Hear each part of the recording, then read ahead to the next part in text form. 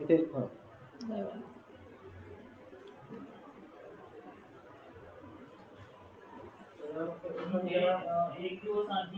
मन आरोग्यम धनसंपदा निरोगी मन आपले राहो सदा ही सदिच्छा व्यक्त करून मी आजच्या सत्राला सुरुवात करते. 10 ऑक्टोबर जागतिक मानसिक आरोग्य दिन म्हणून जगभर साजरा केला जातो. त्याच निमित्ताने department of psychiatry Krishna hospital कराडच्या वतीने गेले 4 दिवस वेगवेगळ्या विषयांवर चर्चा केली जाते. आमच्या सायकॅट्रिस्ट डॉक्टर वसंत मेघनामूर्ती यांनी आजार आणि आजाराविषयीची ट्रीटमेंट याबद्दल माहिती दिली होती. आमच्या डिपार्टमेंटच्या क्लिनिकल सायकोलॉजिस्ट शैलजा पाटील यांनी विविध आजार सायकॅट्रिक इलनेस आणि वेलनेस याबद्दल चर्चा केली होती. आणि मानसिक आजाराला जोडून येतो तो सायकोसोशल आस्पेक्ट. तर हा सायकोसोशल आस्पेक्ट कृष्ण हॉस्पिटलच्या सोशल वर्कर वैशाली यादव यांनी एक्सप्लेन केला होता. आणि या शृंखलेतील पुढचं सत्र आज मी सुरू करत आहे. आजचा माझा विषय आहे काउन्सिलिंग अँड मेंटल हेल्थ, म्हणजे समुपदेशन आणि मानसिक स्वास्थ्य. सत्राला सुरुवात करण्यापूर्वी मी सर्वांना आवाहन करते की याविषयी तुम्हाला कुणाला काही प्रश्न असतील तर ते कमेंट्समध्ये लिहिले तरी चालतील. आणि काही प्रश्न आम्हाला हे आमच्या फेसबुक पेजवर ऑलरेडी आलेले आहेत, त्याचेही मी विवेचन करेन या सत्रामध्ये. प्रायव्हेट मेसेजेसमधून पण आलेले आहेत, त्याचंही विवेचन करेन. आपल्यालाही काही प्रश्न असतील तेही आपण कमेंट्समध्ये विचारले तरी चालतील. मी त्या प्रश्नांचं उत्तर देण्याचा प्रयत्न करेन. तर काउन्सिलिंग अँड मेंटल हेल्थ. तर माझा पहिला प्रश्न असा आहे की मेंटल हेल्थची गरज आहे का? तर मला असं वाटतं की प्रत्येक जणाला असं वाटत असेल, हो आहे. कारण सगळ्यांना आनंदी राहणं, छान राहणं सगळ्यांनाच आवडतं. पण कधी-कधी ह्याच्यामध्ये अप अँड डाऊन येतात. आणि मग ह्या मानसिक स्वास्थ्यामध्ये अप अँड डाऊन येतात. तर मग काउन्सिलिंग अशा वेळी काय करतं? किंवा काउन्सिलिंग म्हणजे काय? काउन्सिलिंगचे काय फायदे आहेत? काउन्सिलिंग आपण कोणत्या वेळी वापरू शकतो? या सगळ्या प्रश्नांची उत्तरं मी देण्याचा प्रयत्न करत आहे. तर मानसिक स्वास्थ्य का चांगलं असावं? बघा हं, शरीर पण चांगलं असावं लागतं. शरीर चांगलं असेल तर आपण म्हणतो की धडधाकट आहे तर मी सगळं काही करू शकतो. पण आता मूडच नसेल तर मी काहीच करू शकत नाही. मग आजचं काम उद्यावर, उद्याचं काम परवावर असं होतं. तर आपल्या आयुष्यात शरीर आणि मन हे दोन्ही खूप महत्त्वाची अंग आहेत आणि ह्यांना आपण वेगळे पण करू शकत नाही. म्हणून जर हे दोन्ही शरीर आणि मन सुरळीत असेल, चांगली असतील, सुदृढ असतील, तर आपण आपल्याला ज्या काही समस्या येतात आयुष्यामध्ये, त्यांना सामोरे जाण्यासाठी आत्मविश्वासपूर्ण तयारीने आपण सामोरे जाऊ शकतो. म्हणून मानसिक स्वास्थ्य शारीरिक स्वास्थ्याबरोबर तेवढंच महत्त्वाचं आहे असं वाटतं. बऱ्याच वेळा आपल्याला आयुष्यात कठीण प्रसंगांना तोंड द्यावं लागतं. काही कठीण निर्णय घ्यावे लागतात किंवा अ, अनपेक्षित घटनांना सामोरे जावं लागतं. तर या सगळ्यांसाठी मानसिक स्वास्थ्याची आवश्यकता आहे. आणि यासाठी आपण नेहमीच प्रयत्नशील असतो. हे खरं तर कौतुकास्पद गोष्ट आहे, की अलीकडे आपल्याला जाणवतं, की फिजिकल हेल्थ आणि मेंटल हेल्थ ह्याच्यासाठी थोडंसं महत्त्व दिलेलं दिसून येतं. कारण बऱ्याचदा इन्शुरन्स कंपनीज ह्या फिजिकल हेल्थवर भर देतात आणि एक तोही मानसिक समस्येला किंवा मानसिक डिस्टर्बन्सला एक मदत होते. कारण इन्शुरन्स असेल तर थोडंसं स्वास्थ्य अजून चांगलं राहू शकतं. पण फिजिकल हेल्थसाठी बऱ्याच गोष्टी आपल्याकडे अवेलेबल आहेत. मग मानसिक स्वास्थ्यासाठी काय करायचं हा सुद्धा प्रश्न आहे. कधी-कधी प्रश्न पडतो. आणि काय करायचं, कसं करायचं, काय करता येऊ शकतं, त्या सगळ्याचं विवेचन गेले 3 दिवस तर आपण करतोच. पण आपण काय करतो ह्याचाही आपण विचार केला पाहिजे. तर मी सकाळी माझ्या शारीरिक स्वास्थ्यासाठी व्यायाम करत आहे, तर मी माझ्या मानसिक स्वास्थ्यासाठी काय करतो? म्हणजे व्यायामाचा उपयोग मानसिक स्वास्थ्यासाठी तर नक्कीच होतो. पण माझे विचार, माझी कल्पनाशक्ती, माझी निर्णय क्षमता ह्या सगळ्या गोष्टींसाठी मी काय करू शकतो रोजच्या रोज? ह्याचा विचार आपल्याला केला पाहिजे. आणि मी रोजच्या रोज का का म्हणते, तर इट इज अ इन्व्हेस्टमेंट. ही एक गुंतवणूक आहे. कारण असं कधी आपल्याला करू शकत नाही, की जसं फिजिकल हेल्थच्या बाबतीत, की इन्शुरन्ससाठी आपण गुंतवणूक करून ठेवतो, तशीच गुंतवणूक आपण मेंटल हेल्थसाठी सुद्धा करून ठेवणं आवश्यक आहे. आणि ती आपल्याला स्वतः करायची आहे. स्वतःचा वेळ देऊन, स्वतःकडे जाणीवपूर्वक लक्ष देऊन ही इन्व्हेस्टमेंट आपण करू शकतो. तर अ, त्यासाठी आपण आज थोडंसं मी काउन्सिलिंगची कशी मदत होते हे एक्सप्लेन करणार आहे. मानसिक स्वास्थ्य म्हणजे काय? ह्याचा पण आपण विचार केला पाहिजे, की एखाद्या घटनेनं, एखाद्या कृतीनं मला बरं वाटलं, म्हणजे मी ओके आहे. तर ठीक आहे, हे सुद्धा बरोबर आहे, नाही असं म्हणू शकणार नाहीये. पण मानसिक स्वास्थ्य ही स्थिर गोष्ट नाहीये. ही रुटीनने चालणारी गोष्ट आहे. म्हणजे आजचा दिवस माझा खूप चांगला आहे, उद्याचं मला माहीत नाहीये. तर त्या प्रसंगांना मी तोंड देण्यासाठी मला माझं मानसिक स्वास्थ्य टिकवून ठेवणं गरजेचं आहे. थोडक्यात मला असं वाटतं, की मानसिक स्वास्थ्य म्हणजे कुठलाही आजार किंवा कुठलीही दुर्बलता नाहीये, इट्स ओके. पण येणाऱ्या जीवनामध्ये येणाऱ्या प्रसंगांना मी कुठल्या पद्धतीनं सामोरे जातोय आणि तो प्रसंग चांगल्या पद्धतीनं हाताळून मी माझं जीवन आनंदी आणि सुदृढ ठेवण्याचा प्रयत्न करतो. अशा वेळी मानसिक स्वास्थ्य चांगलं आहे असं आपण म्हणू शकतो. किंवा अ, अशी स्वास्थ्य स्थिती की ज्यामध्ये व्यक्ती आपल्या क्षमता ओळखून त्याचा उपयोग करते. शारीरिक, मानसिक, सामाजिक ह्या आपल्या आयुष्याच्या तिन्ही महत्त्वपूर्ण घटकांवर समाधानी राहते आणि त्यातून आपला परफॉर्मन्स, आपली उत्पादन क्षमता किंवा आपली सुफलता, सफलता हे सगळं मॅनेज करते. अशा वेळी मानसिक स्वास्थ्य चांगलं आहे असं आपण म्हणू शकतो. थोडक्यात सांगायचं तर ऊर्जा, उत्पादन आणि उत्साह हे 3 महत्त्वाचे पैलू मानसिक स्वास्थ्यामध्ये आवश्यक आहेत असं वाटतं. ऊर्जा म्हणजे काय? तर कुठलंही समोर येणारी गोष्ट आहे, तर ते करण्याची एनर्जी माझ्याकडे पाहिजे. ती करण्याची इच्छा माझ्याकडे पाहिजे आणि ती मी करू शकतो. हा एक कॉन्फिडन्स पाहिजे. तर ही ऊर्जाच नसेल, नेहमीच आपण दमलेलो, थकलेलो असेल, तर आपल्याला चेक केलं पाहिजे, की माझ्या स्वास्थ्यामध्ये कुठल्या स्वास्थ्यामध्ये बिघाड आलाय. ऊर्जा आहे, मग त्या ऊर्जेतून मला काहीतरी प्रोडक्शन मिळालं पाहिजे. प्रॉडक्टिव्हिटी चालू झाली पाहिजे. म्हणजे माझ्या ऊर्जेचा उपयोग करून माझ्या चरितार्थासाठी तो उपयोगात आला पाहिजे. आणि हे सगळं केलं, तरी सुद्धा मी थकलेलो नाहीये, मी दमलेलो नाहीये, ही भावना सुद्धा अ, महत्त्वाची आहे. नाहीतर काहीतरी अ, एखादं काम केलं, चांगला परफॉर्मन्स मिळाला, पण आता बस हुश्श असं होतंय. पुढचं काही करण्याची इच्छा राहिलेली नाहीये. तर असं होऊन चालणार नाही. तर उत्साहही तेवढाच महत्त्वाचा आहे. म्हणजे ऊर्जा, उत्पादन आणि उत्साह ह्या तिन्ही गोष्टी खूप महत्त्वाच्या आहेत.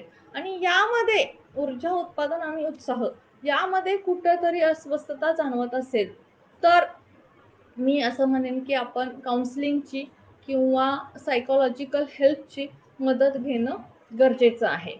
तर मग आता काउन्सिलिंग कोण करू शकतं किंवा काउन्सिलिंग कुणाकडून करून घ्यावं? हा पहिला प्रश्न मला विचारला होता. कारण बऱ्याचदा असं होतं की काउन्सिलिंग असं म्हटलं जातं की मला त्यावेळी फॉर एक्झाम्पल सांगते की आमच्याकडे एक विद्यार्थी होता आणि त्याला 12वीला खूप कमी मार्क्स मिळाले. पण घरच्यांनी त्याला सावरून नेलं आणि तो 12वी नंतर काहीच न करण्याचा किंवा आता सगळं संपलं ही भावना होती. पण घरच्यांनी त्याला सावरून नेलं आणि पुढे तो कंटिन्यू करू लागला. पण ती जी एक भावना त्याच्यामध्ये निर्माण झाली होती, की आता आपण काहीच करू शकत नाही. आपल्याकडे तेवढी कॅपॅसिटी नाहीये. तर ही तो कुठं बोलून दाखवू शकत नव्हता. कारण त्याला असं वाटत होतं, की घरचे मला एवढा चांगला सपोर्ट करतायत आणि मी कसं काय त्याला नाकारू शकतो किंवा मी त्यांना प्रतिसाद कसा नाही देणार. तर या गोष्टीसाठी काउन्सिलिंग महत्त्वाचं आहे. का तर घरचे काउन्सिलिंग करू शकतात, नाही असं नाहीये. पण कधी-कधी वैयक्तिक पूर्वग्रह, बायस्ड असू शकतात, नकारात्मक, सकारात्मक दृष्टिकोन असू शकतो. तर ह्या गोष्टी टाळून किंवा गाळून मी म्हणते फिल्टर्ड अशी व्यक्ती जेव्हा आपल्याला एखाद्या समस्येला सामोरे जाण्यासाठी मार्गदर्शन करत असेल, तर ती व्यक्ती ही ट्रेंड असावी, म्हणजे सायकॉलॉजीचं ज्ञान घेणारी असावी. आपल्याकडे त्याच्यापुढे सायकोथेरपी हा एक सायकोथेरपिस्ट अशी एक नवीन संकल्पना आहे. ज्यांना सायकॉलॉजिकल काउन्सिलिंगमध्ये ज्या थेरपीज वापरल्या जातात, ज्या शास्त्रीय पद्धती वापरल्या जातात, त्याचं ट्रेनिंग दिलेलं असतं किंवा घेतलेली व्यक्ती ही काउन्सिलिंग करू शकते किंवा सायकोथेरपीचं ट्रीटमेंट करू शकते. म्हणून काउन्सिलिंग हे शक्यतो हे ट्रेन्ड पर्सनकडून करून घेणं गरजेचं आहे. पण आता हे काउन्सिलिंग कोणासाठी? हा एक प्रश्न. काउन्सिलिंग कोणासाठी म्हणजे प्रत्येकासाठी म्हणायचं का? तर मी कधी-कधी म्हणेन हो, प्रत्येकासाठी. कारण प्रत्येक जण आयुष्यात कधी ना कधी आपल्या प्रतिकूल परिस्थितीतून जाते किंवा आपल्या मनासारखी घटना घडत नाही किंवा आपली क्षमता तिथं कमी पडते असं वाटतं. तर अशा वेळी अवश्य आपण मदत घेणं गरजेचं आहे. पण या सगळ्या भावनिक आंदोलनातून काउन्सिलिंगमध्ये किंवा सायकॉलॉजिकल ट्रीटमेंटमध्ये भावनिकतेला खूप महत्त्व आहे. भावनिक आंदोलनातून जात असेल आणि त्या व्यक्तीची जर ती इच्छा असेल, की ह्या भावनिक आंदोलन मला व्यवस्थितपणे हाताळायचं आहे आणि माझं आयुष्य हे आनंदी आणि सुदृढ बनवायचं आहे, तर त्याच्यासाठी काउन्सिलिंग नक्कीच मदत करतं.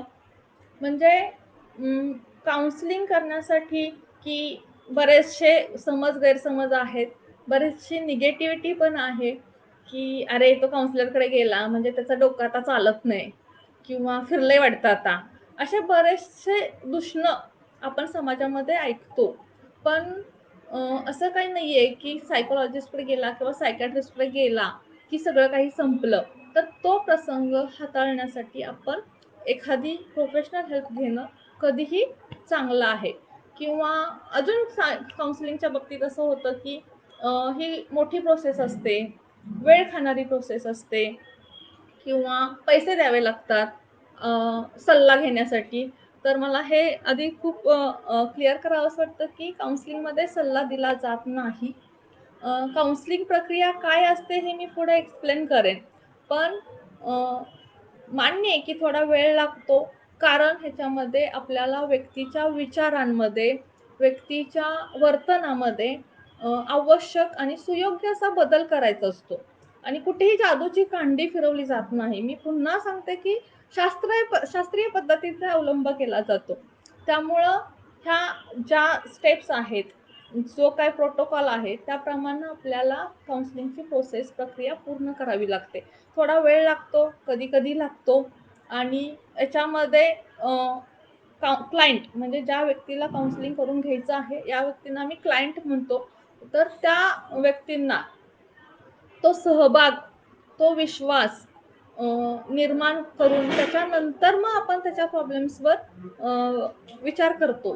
तर त्यासाठी प्रयुक्त व्यक्तीची किंवा क्लायंटची सुद्धा तेवढी तयारी असावी लागते. बऱ्याचदा आमच्याकडे काही नातेवाईक येतात, की हल्ली माझा मुलगा माझं ऐकत नाही, अभ्यास करत नाही, तर काय करू शकतो? किंवा काहीतरी सांगा. तर बऱ्याचदा पालक म्हणून त्यांची भूमिका काय आहे इथपर्यंत आम्ही सांगू शकतो.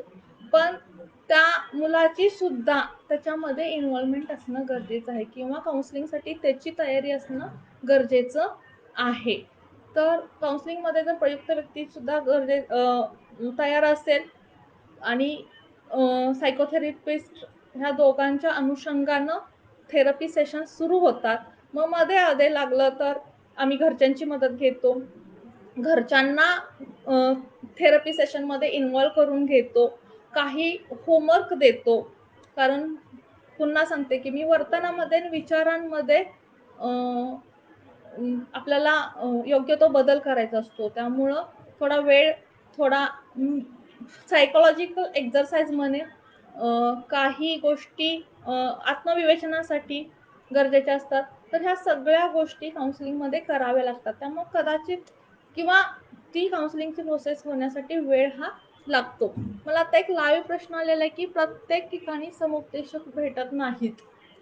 तर मी असं सांगेन, की शक्यतो मदत घेण्यासाठी आपण समुपदेशकाची मदत घेण्यासाठी प्रयत्न करावा. जर नाही मिळाला तर जसं मी मगाशी म्हटलं, की नातेवाईकांची मदत घ्यायला काहीच तथ्य नाहीये. पण ह्या सगळ्या ज्या मी मगाशी सांगितल्या निगेटिव्हिटी गोष्टी, की पूर्वग्रह असू शकतो, सकारात्मक, नकारात्मक दृष्टिकोन असू शकतो किंवा त्या व्यक्तीबद्दलच्या आधीच्या काही चुका किंवा क्षमता ह्याचा त्याच्यामध्ये अडचण होऊ नये या गोष्टींची काळजी घेऊन अशी व्यक्ती निवडली, मग ती तुमची मैत्रीण असेल, आई वडील असतील आणि अजून कोणी असू शकतं, तर त्यांची तुम्ही मदत घेणं सगळ्यात महत्वाचं आहे, की व्यक्त होणं, की आपल्याला काहीतरी मानसिक त्रास होतोय, भावनिक त्रास होतोय, तर मला कुठंतरी व्यक्त होणं गरजेचं आहे. हां, अशा वेळेला कुठे जावं असं लिहिलेलं आहे. तर मी ते सांगते, की तर त्यावेळी आपण आपल्या नातेवाईकांची मदत घ्यायला हरकत नाही.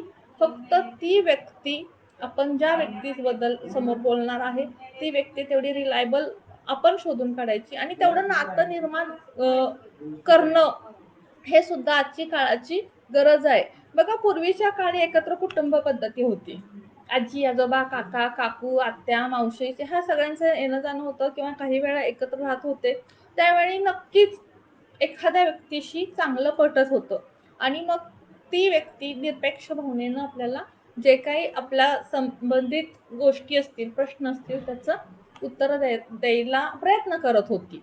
पण आता एकत्र कुटुंब पद्धती नाहीये, न्यूक्लिअर फॅमिली आहे आणि कुणाशी बोलायचं हाच मोठा प्रश्न आहे. त्यामुळं मी पुन्हा सांगते, की जेवढं शक्य आहे तेवढी तुम्ही प्रोफेशनल हेल्प घ्या. अदरवाईज तुम्ही कुठेही रिलायबल व्यक्तीजवळ व्यक्त व्हा आणि त्याच्यातून मग आपल्याला मोकळेपणा मिळतो आणि पुढे आपल्याला काय करायचं हे सुचायला मदत होते. तर आय थिंक ह्या प्रश्नाचं उत्तर मी द्यायचा प्रयत्न केलेला आहे.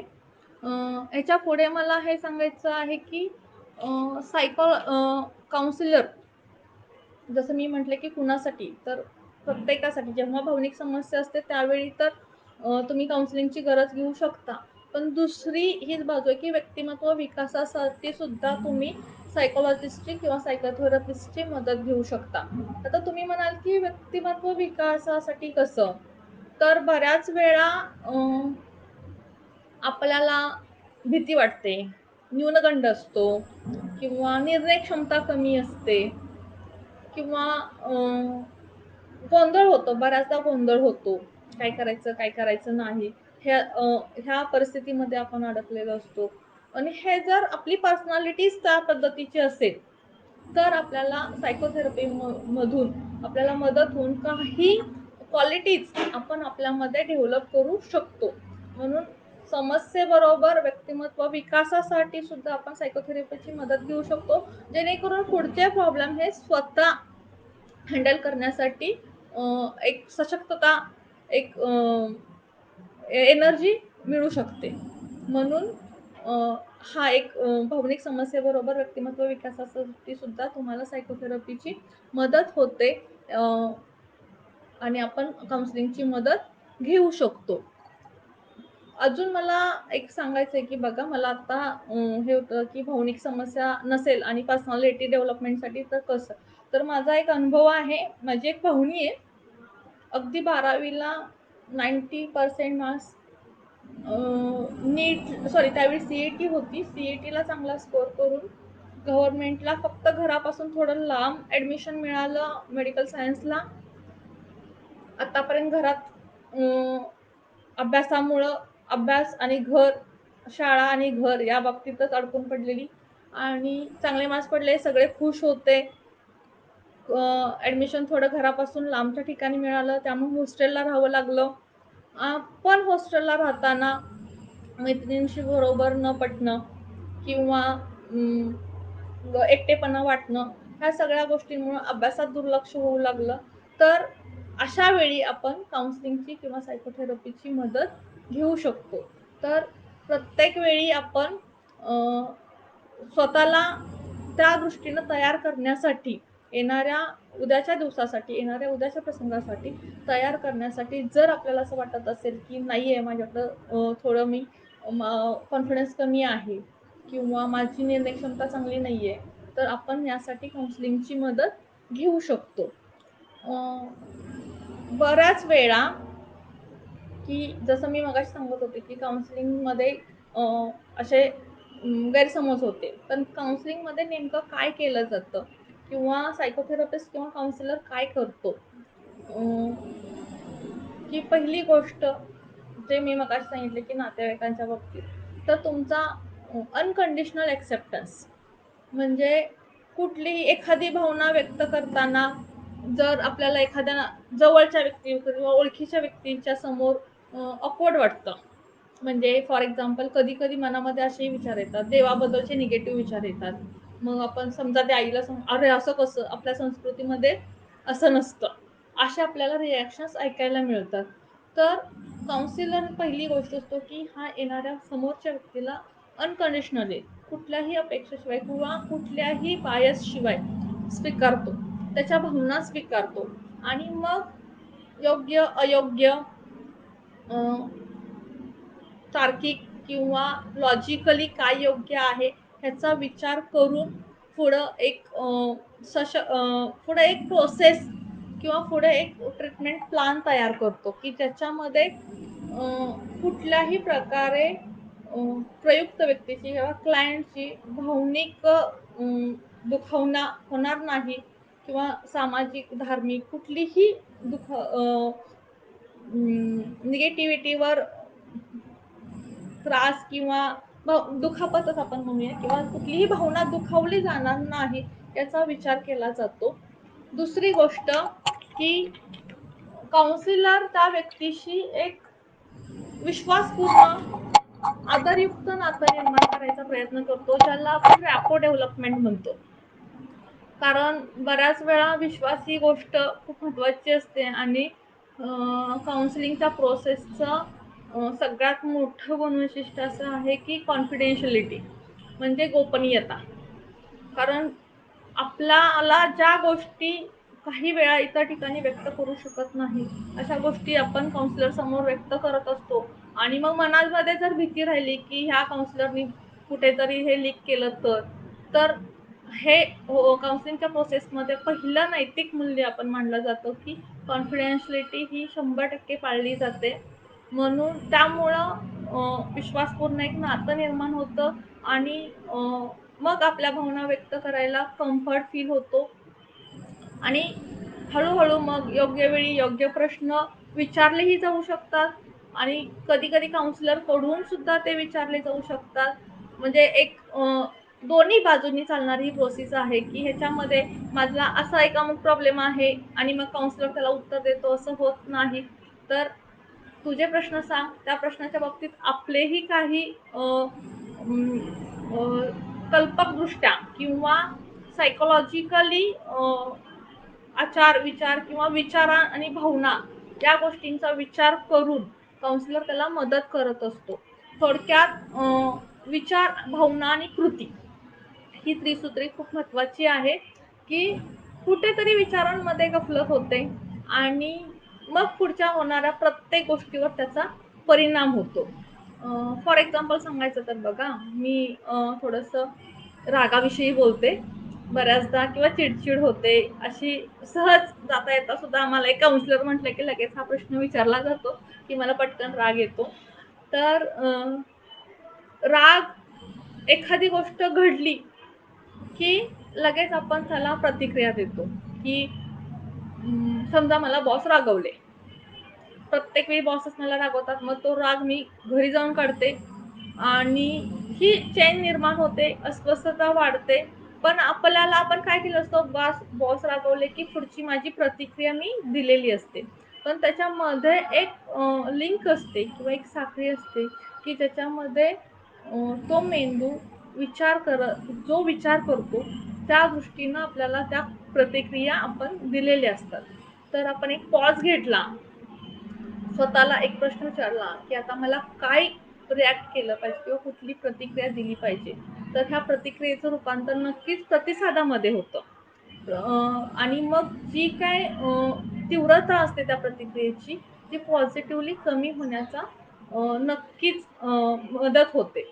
तर काउन्सिलर ह्या गोष्टी थेरपी सेशन्समध्ये करून घेतो, की त्याच्या समस्येबाबत कुठले विचार आहेत, त्याच्या कुठल्या भावना आहेत आणि त्याच्यावर त्याच्या आयुष्यावर, त्याच्या जीवनावर, त्याच्या कामावर, त्याच्या नातेसंबंधावर कुठला परिणाम झालेला आहे, हे बघून काउन्सिलर त्याला मदत करतो आणि प्रयुक्त व्यक्तीला प्रेरणा देतो किंवा एक पोषक वातावरण देतो. एक कम्फर्ट झोन तयार करतो, की जेणेकरून त्या प्रयुक्त व्यक्तीची क्रिएटिव्हिटी किंवा विचार करण्याची क्षमता, निर्णय घेण्याची क्षमता अ, वाढली पाहिजे. कशी वाढवता येईल ह्याच्यासाठी काउन्सिलर त्याला मदत करतो आणि निर्णय मात्र प्रयुक्त व्यक्तीला घेण्यासाठी प्रोत्साहन देतो. हा निर्णय घेताना सायकॉलॉजिकली त्याचं विवेचन केलेलं जातं.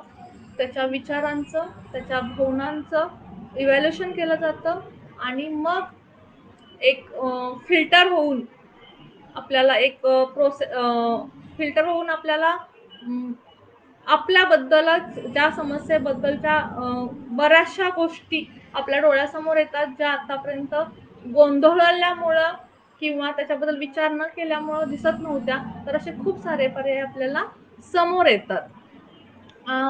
काउन्सिलिंग ही मगाशी सुरुवातीला मी म्हटलं, की खूप वेळखाऊ प्रोसेस आहे असं म्हटलं जातं. तर मी एक्सप्लेन केलंच होतं. तर ह्याला आपण काउन्सिलिंगमध्ये ही काही एक कालबद्धता म्हणजे टाईम ओरिएंटेड असते. किती दिवसांनी सेशन घ्यायचे असतात, किती सेशन्स घ्यायचे असतात, हे टेंटेटिव्हली प्लॅन केलं जातं आणि गोल ओरिएंटेड सुद्धा असते. म्हणजे प्रत्येक सेशनमध्ये आपण कोणत्या गोष्टीवर विचार करायचा आहे, कोणती गोष्टी रूल आउट करायची आहे, ह्याचा काउन्सिलिंगमध्ये विचार केला जातो. तर काउन्सिलिंगमुळं काय मदत मिळते, तर विचार, भावना, कृती हे चक्र सुरळीत चालायला मदत होते. कधी-कधी गुण, अवगुण, आपल्या क्षमता, आपल्यामधल्या ड्रॉबॅक्स ह्याचं विवेचन करायला मदत मिळते. आपले नातेसंबंध सुधारण्यासाठी मदत मिळते. त्यामुळं एक शांतता आणि सुरक्षितता मिळण्याची शक्यता असते. आत्मविश्वास, निर्णय क्षमता यासारख्या गोष्टींवर सकारात्मक परिणाम झालेला दिसून येतो. तर या सगळ्या प्रोसेसमध्ये आय थिंक की आतापर्यंत काउन्सिलिंगची प्रोसेस काय आहे, कशी चालते हे तुमच्या लक्षात आलं असेल. तर पहिली गोष्ट की हे ट्रेंड व्यक्तीकडून करून घेणं कधीही चांगलं. जर नसेल तर रिलायबल व्यक्तींकडून आपल्याला मार्गदर्शन मिळायला काही हरकत नाहीये आणि it is a scientific process, time oriented process, goal oriented process आणि काउन्सिलिंगमध्ये कधीही परस्पर निर्णय घेतला जात नाही, परस्पर सल्ला दिला जात नाही. तर त्या व्यक्तीला इन्व्हॉल्व करून त्या व्यक्तीच्या विचारांचं फिल्टरेशन करून त्या व्यक्तीला प्रेरित केलं जातं, की त्याची समस्या सोडवण्यासाठी आपण काय करू शकतो. तर ह्याच्यामध्ये अजून एक गोष्ट मला को-थेरपिस्टची ॲड करावी लागते, की काउन्सिलर आणि क्लायंट ह्या 2च व्यक्तींच्या बाबतीत किंवा 2च व्यक्तींशी मर्यादित ही प्रोसेस कधी-कधी नाही ठेवली जात. जरी कॉन्फिडेन्शियलिटी हा मी मुद्दा मांडलेला आहे, तर त्याच्यासाठीच की एक रिलायबल व्यक्तीसुद्धा म्हणजे जर मुलाचं किंवा एखाद्या नवरा-बायकोंपैकी एका व्यक्तीचं जर आपल्याला काउन्सिलिंग करायचं असेल, तर रिलायबल व्यक्तीला त्या थेरपीमध्ये इन्व्हॉल्व केलं जातं, की जेणेकरून काउन्सिलर तिथे अवेलेबल नसताना, तिथे नसताना की बाकीचं ऑब्झर्वेशन ही ती व्यक्ती करेल, ज्यामध्ये की काउन्सिलिंग प्रोसेसमध्ये आपल्याला काही बदल करायचे आहेत. ते बदल काउन्सिलिंगच्या वेळेव्यतिरिक्त कसे होतात किंवा त्याच्यामध्ये काय अडचणी येतात, एक तटस्थ भूमिकेनं बघण्यासाठी. म्हणून काउन्सिलिंगमध्ये कधी-कधी को-थेरपिस्टची सुद्धा मदत घेतली जाते. तर आता हे काउन्सिलिंग कुठल्या-कुठल्या स्टेजला किंवा कुठल्या-कुठल्या वेळी उपयोगी पडू शकतं किंवा काही प्रॉब्लेम्सच मी डायरेक्ट डिस्कस करते तुमच्याशी, की बऱ्याच वेळा दोन्ही गोष्टी सांगते, भावनिक समस्या आणि व्यक्तिमत्व विकास. अ, सुरुवातीपासूनच आपण सुरुवात करूया, की म्हणजे काही अनुभवातून आलेल्या गोष्टीच आहेत. प्रेग्नन्सी दरम्यान, जनरली फर्स्ट प्रेग्नन्सी दरम्यान थोडी एन्झायटी ही असते आणि व्यक्तिमत्वानुसार ही बदलत असते. तर अशा वेळी त्या व्यक्तीला अं, कुठल्या वेळी आपल्याकडे ती अप्रोच होते तिथपासून डिलिव्हरीपर्यंतचा पिरियड हेल्दी जाण्यासाठी काउन्सिलर मदत करतो. दुसरी गोष्ट, येणारं बाळ, जन्माला येणारं बाळ हे कसं सुदृढ आणि निरोगी होऊ शकतं, तर ह्यासाठी सुद्धा आपल्याकडे काउन्सिलिंग केलं जातं. त्याच्यानंतरची स्टेज आहे ती पुढची बाल्यावस्था. ह्यामध्ये काय प्रॉब्लेम दिसून येतात, तर अं, आक्रस्ताळेपणा, हट्टीपणा आणि अलीकडे वाढलेलं मोबाईल ॲडिक्शन. तर किंवा पुढेही टीनएजमधले सुद्धा असेच प्रॉब्लेम असू शकतात. मोबाईल ॲडिक्शन हा मला कॉमन प्रॉब्लेम वाटतोय. याबरोबर टीनएजमध्ये पीअर प्रेशर असतं, मित्रांचा, मैत्रिणींचा जास्त प्रभाव असतो, स्टडी रिलेटेड प्रॉब्लेम असतात आणि कुठेतरी स्वतःची आयडेंटिटी डेव्हलप करायची काळ असतो. तर अशा वेळी कम्युनिकेशन किंवा घरामधलं एकमेकांशी इंटरपर्सनल रिलेशनशिप ह्या गोष्टी थोड्या कुठेतरी डिस्टर्बन्स आढळून आलेले दिसतात आणि यासाठी आपल्याला काउन्सिलिंगची मदत होते, की पालक आणि बालक यामध्ये कोऑर्डिनेशन करण्यासाठी किंवा मोबाईल ॲडिक्शनसारखे जर गोष्टी असतील, तर आम्ही department of psychiatry Krishna hospital Karad काही वर्कशॉप अरेंज करतो. व्यक्तिमत्व विकासासाठी सुद्धा काही वर्कशॉप अरेंज करत असतो.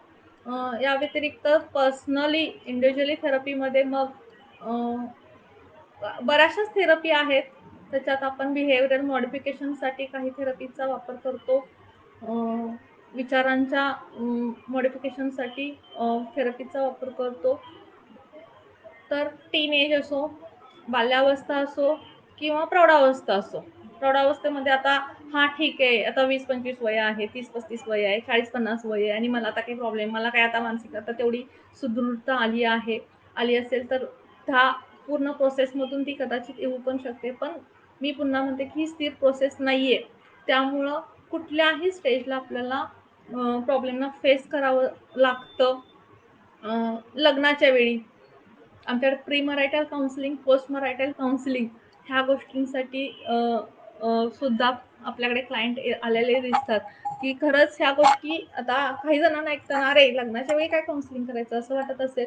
पण जसं मी मगाशी हॉस्टेलचं एक उदाहरण दिलं, तसंच प्रॉब्लेम असू शकतात, की एकतर नवीन घरात ॲडजस्ट होणं किंवा आपल्या माणसांना सोडून जाणं, ही मानसिकता कधी-कधी तयार होत नाही आणि कधी-कधी लग्न झाल्यानंतर ॲडजस्ट होताना ॲडजस्टमेंटचे खूप सारे प्रॉब्लेम दिसून येतात आणि अ, काही त्यातून अगदी घटस्फोटापर्यंत सुद्धा जाणाऱ्या गोष्टी आहेत.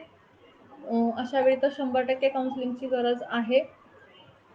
पण ह्या ॲडजस्टमेंटसाठी सुद्धा मरायटल किंवा फॅमिली कोऑर्डिनेशन बऱ्याच वेळा एकच पालक वाढवत असतो पाल्याला किंवा काहीतरी पालकांमध्ये मतभेद असतात. जॉब अनसॅटिस्फॅक्शन असतं. अशा खूप साऱ्या गोष्टी आहेत, की ज्याच्यामध्ये आपल्याला काउन्सिलिंगची मदत होते. अगदी वृद्धापकाळात सुद्धा आता काय करायचं? एकटेपणा जाणवत असतो. आपण दुसऱ्यावर अवलंबून राहतोय. ही एक इन्फेरिटी भावना म्हणजे न्यूनगंडाची भावना अ, वृद्धापकाळामध्ये येऊ शकते. त्यामुळे डिप्रेशन, एन्झायटी अशा गोष्टी येऊ शकतात. तर मी असं म्हणेन, की काउन्सिलिंग ही गोष्ट आपण पडलो आणि खरचटलं किंवा थोडंफार लागलं तर मलमपट्टी करतो आणि ती जखम मोठी होण्याआधी तिला बरं करतो. तसंच काउन्सिलिंगमध्ये आपल्याला भावनिक प्रथमोपचार आणि विचारांची मलमपट्टी मिळते. त्यामुळं काही स्टेजला हे काउन्सिलिंग पहिल्यांदा केलं तर पुढचे प्रॉब्लेम टळू शकतात. पण काही वेळा म्हणजे सायकोसिस सारखे आजार असतात. त्याच्यामध्ये केमिकल लोचाच तो आपल्याला ह्याच्या आधी एक्सप्लेन केलेला आहे. तर अशा वेळी ड्रग थेरपी आवश्यक असते सुरुवातीला आणि त्याच्यानंतर म्हणजे सायकोसिस आजार सुरुवातीला जे काही लक्षणं असतात, कोर सिम्प्टम्स आपण म्हणतो, की भास होणे, बडबड करणे, या या ज्या सगळ्या गोष्टी असतात, डिल्युजन्स, हॅल्युसिनेशन्स, तर त्यासाठी ड्रग थेरपी, फार्माकोथेरपी ही अत्यंत महत्त्वाची गोष्ट आहे. आणि पोस्ट सायकोसिस म्हणजे आता मी या आजारातून बरं झालंय, तर पण मला या आजाराबरोबर जगायचंय. तर त्यासाठी काउन्सिलिंगची मदत 100% होते. किंवा ओ-सी-डी सारखा आजार आहे, की काय क्षुल्लक वाटतं लोकांना, की सारखाच हात धुतोय किंवा सारखीच स्वच्छता, सारखीच फरशी पुसते ती आमची काकी.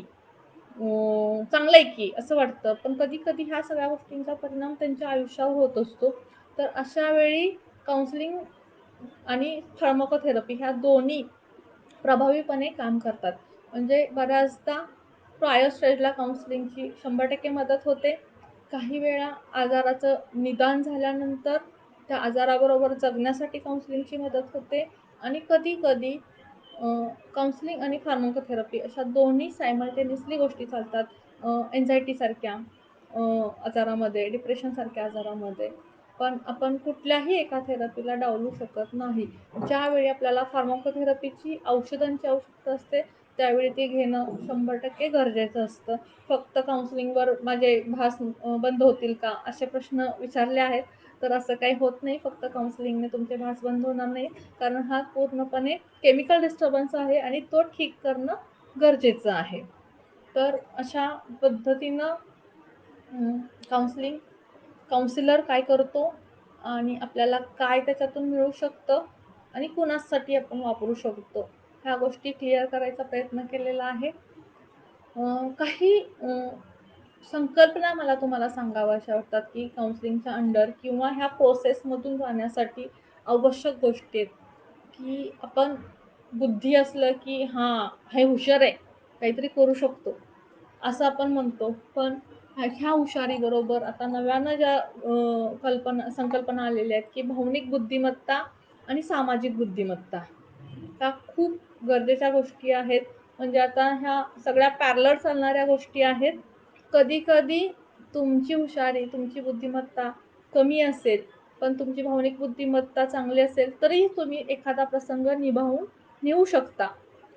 पण अ, ठराविक लेव्हलनी सगळ्या गोष्टी व्यवस्थित चालल्या, तर आपल्याला शारीरिक आणि मानसिक स्वास्थ्य 100% अ, मिळणार.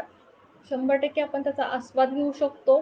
परंतु ह्याच्यात कुठेतरी गफलत झाली. आता भावनिक बुद्धिमत्तेचं पण मला सांगायचं आहे, की मी मानसिक स्वास्थ्यामध्ये सुद्धा सांगितलं होतं, की मानसिक स्वास्थ्य म्हणजे काय? की आपल्या भावना ओळखता येणे ही पहिली गोष्ट आहे, की बऱ्याचदा स्वतःला काय होतं भावनिकदृष्ट्या हे कळत नाही. काही वेळा आमच्याकडे येणारे पेशंट पण आम्हाला म्हणतात, की "मॅडम खरंच काय होतंय कळत नाही."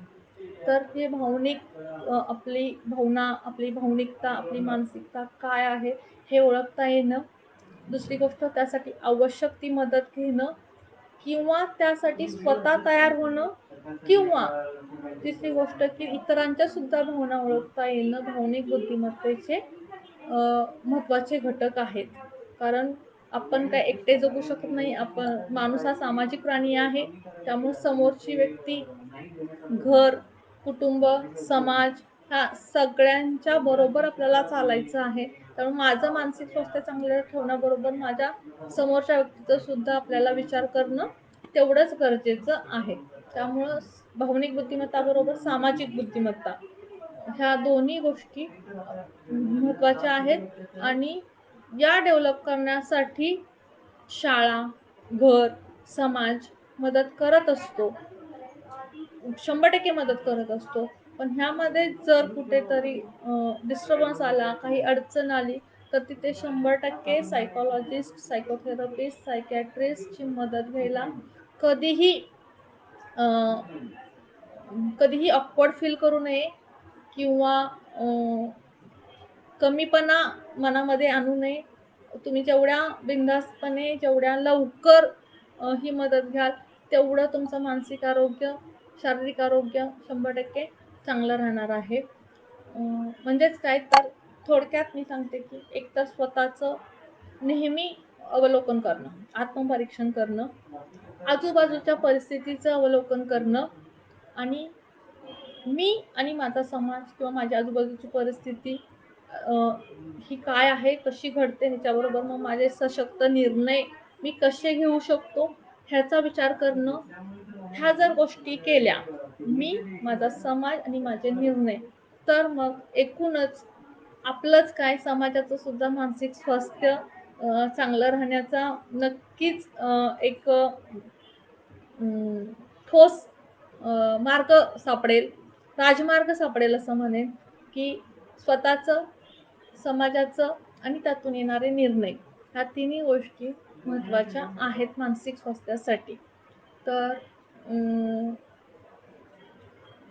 इथून पुढे मी आव्हान करते तुम्हाला, की अशा काही प्रसंगांना ज्यावेळी तुम्हाला शक्य वाटत नाही, की मी कसं प्रयत्न करू, मी कसं सामोरं जाऊ, तर त्यावेळी ज्यांना शक्य आहे त्यांनी मानसोपचार मानसोपचार विभाग, कृष्ण हॉस्पिटल 24 तास सगळ्यांसाठी अवेलेबल आहे.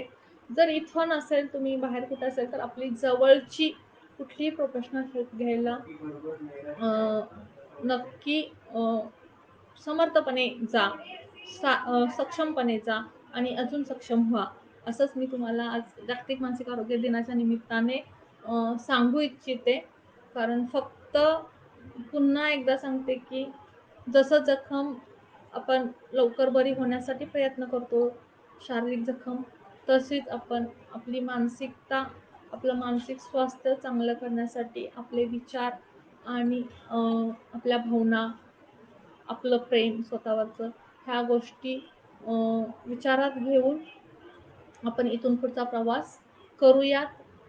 पुन्हा आपल्याला सगळ्यांना आपलं आरोग्य, शारीरिक, मानसिक, सामाजिक आरोग्य चांगलं राहो ही सदिच्छा व्यक्त करते. आणि हा प्लॅटफॉर्म मला ज्या मिळाला आज तुमच्याशी संवाद साधायला, खरंच मी कृष्ण हॉस्पिटल आणि कृष्ण हॉस्पिटलच्या सगळ्या टीमचे आभारी आहे. तुमचेही आभारी आहे, की तुम्ही वेळात वेळ काढून ह्या सगळ्या गोष्टी स्वतःसाठी वेळ देऊन करत आहात. त्यामुळं आम्हाला नेहमीच ह्या गोष्टींसाठी सहकार्य मिळतं किंवा प्रोत्साहन मिळतं. ते आमचे डॉक्टर सुरेश भोसले, त्यांना बाबा म्हणतात. त्यांचे मी नेहमी आभार व्यक्त करत राहीन. कारण बऱ्याच सगळ्या गोष्टी आमच्या, की समाजापर्यंत पोहोचवण्यासाठी, प्रत्येक व्यक्तीसाठी पोहोचवण्यासाठी कृष्ण हॉस्पिटल मधून मिळण्यासाठी नेहमीच कार्यरत राहत असतात आणि प्रत्येकाला ते प्रेरणाही देत असतात. त्यामुळे त्याच अनुषंगानं मी आज तुमच्यापर्यंत पोहोचली आहे. तर so many thanks to all Krishna and Krishna team आणि आपण सगळे. तर आपण आता इथे थांबूयात. पुन्हा एकदा सगळ्यांचे धन्यवाद.